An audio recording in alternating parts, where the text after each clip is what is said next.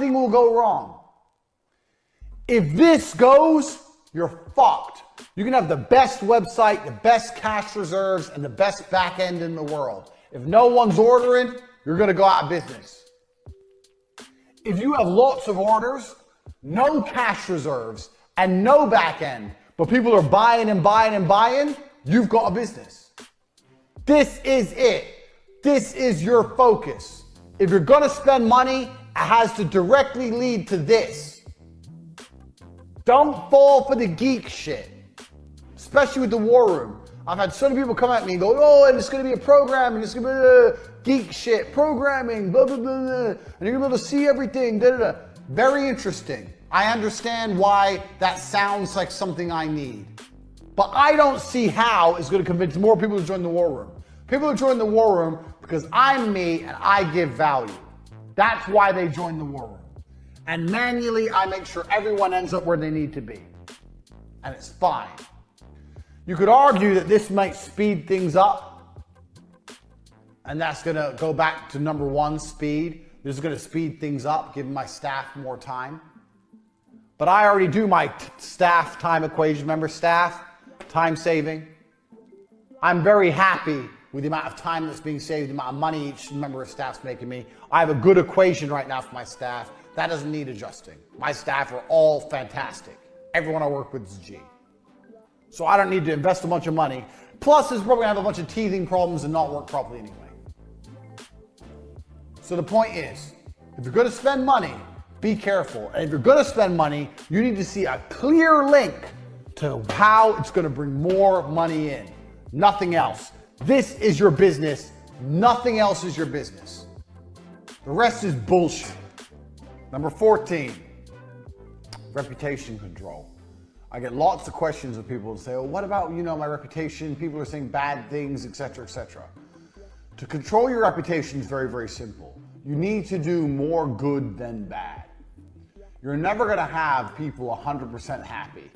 But as long as in general you do more good than bad, you'll be okay. Also, you'll find that people don't often really go out of their way to slander you unless you've really, really pissed them off. And one of the easiest ways to piss people off is to ignore them. So, in business, no matter how bad things are going, you never ignore them. Even if they're blowing up your email and messaging you nonstop, I'm unhappy, I'm unhappy, I'm unhappy, try and find a solution. People only get worse and they only get bitter if they're ignored. Because if they're emailing you, then they're not writing all over blogs and forums and making their complaints public. They're complaining directly to you, which means you can manage it. So this is another very important thing about business. Everything I've taught you so far, you obviously see there was some struggles along the way. And I learned the most important thing you can do to manage your reputation is to take all the criticism personally so they can't spend the criticism anywhere else. So if someone has any kind of problem, contact them and say, hey, you got a problem, let's talk about it, let's see if we can work something out, blah, blah, blah. Even if they're a complete unreasonable idiot, if you continue to email them back and forth and let them vent a little, they're very unlikely to continue to just spread crap all over the internet. That's the world we live in now. It's easy to find customers through the internet and it's easy to lose customers through the internet. So for reputation control, make sure you're prepared to speak to people even when they're being dicks. That's point 15, and this is very, very important. This is going to be a major way you should change your thinking in regards to business. So you've learned a lot of things so far, and you're about to learn something else. And I think I've mentioned this before on Twitter, but if you missed it, this is very, very, very important. You have to change the way you think about money. And you're going to change the way you think about money by only thinking about money all of the time. So I'll give you an example. 99.9% of people who go in a coffee shop and buy coffee and sit down.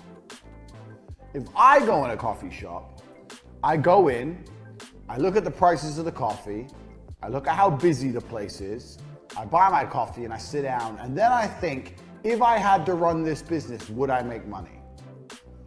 Is there a way I could run this business and make more money?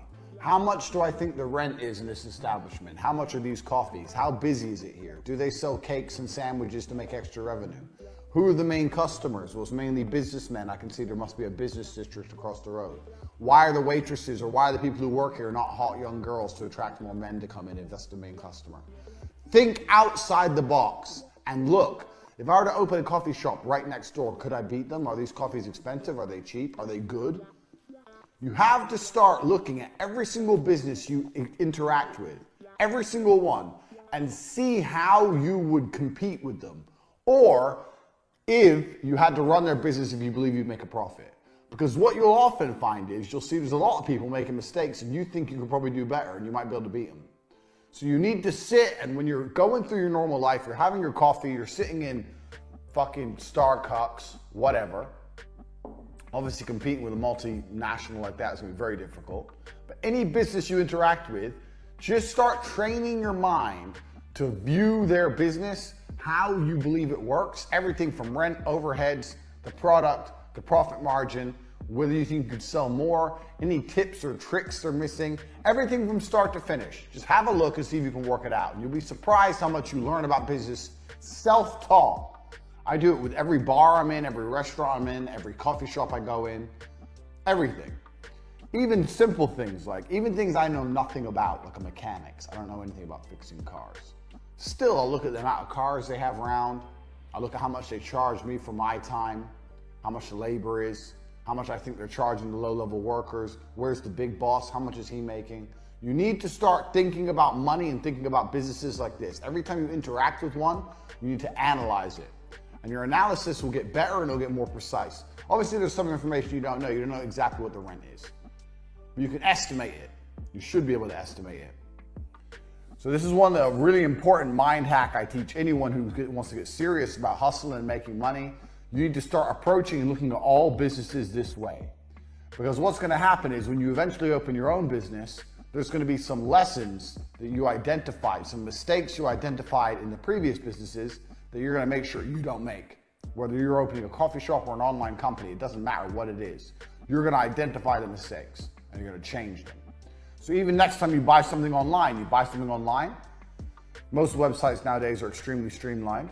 But still, if you identify a problem with the website, if you identify a problem with the email that comes afterwards, if you're unhappy with a particular aspect of customer support, if you don't like the packaging it comes in, whatever. Analyze everything and remember everything because you're going to use this stuff for your new company. So this is a very important mind hack. This is something you need to do permanently as a matter of habit. It's what rich people do. When they're sitting around money being made, or they're sitting around money being exchanged, because money's never made, money's only exchanged. When they're sitting around and they see money being exchanged, they work out exactly how and why and who's benefiting. So this is something you need to start doing as a matter of habit. It's extremely important.